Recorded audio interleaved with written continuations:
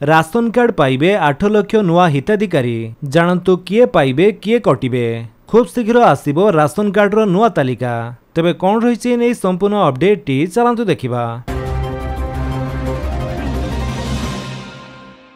Ration card आवेदन करिथिबा हिताधिकारींको पई बड़ खबर। मासक मध्यरे हिताधिकारींको मिली पारे राशन कार्ड। प्राय 8 लाख नुआ हिताधिकारी नुआ राशन कार्ड पाई पारंती। एने राज्य सरकार प्रक्रिया आरंभ करिथिबा कहिसंती खाद्य जोगाण मंत्री कृष्णचंद्र पात्र। से कहिसंती एबे सुधा राज्य रे मोट 6,19,836 परिवार राशन कार्ड पई आवेदन करी अपेक्षार अछंती। अयोग्य हिताधिकारी को बाद देबा पई विभागीय अधिकारी को निर्देश दिया जायछि। नुआ हिताधिकारी चयन निमंते सरकार 12टी स्वतःयोग्य हेबा मानदंड और 10टी बाद देबा मानदंड निर्धारण करिसंती। अन्यपटे हिताधिकारी तथ्यावली को स्वच्छ और पारदर्शी करने उद्देश्य ई-केवाईसी जांच करने को पदक्षेप निया जायछि। एही जांच परे नुआ राशन कार्ड जुगाइबा प्रक्रिया आरंभ हेबो बोली मंत्री कहिसंती।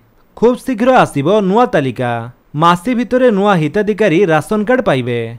खाद्य जोगाण खाउटी कल्याण मंत्री कृष्णचंद्र पात्रଙ୍କ सूचना। प्राय 8 लाख नुआ हिताधिकारी नुआ राशन कार्ड पाई पारंती। एथिसह अयोग्य हिताधिकारी को बाद प्रक्रिया भी आरंभ होईछि। वर्तमान केवाईसी अपडेट करिबा प्रक्रिया जारी रहिछि। मोट 6,19,836 परिवार नुआ आवेदन करिसंती। 12टी स्वतः योग्य हेबा मानदंड, 10 बाद मानदंड। तथ्यावली को स्वच्छ पाई आधार भित्ति ई-केवाईसी जांच आरंभ होईछि। अयोग्य हिताधिकारी को काटिबा को विभागीय अधिकारी को निर्देश।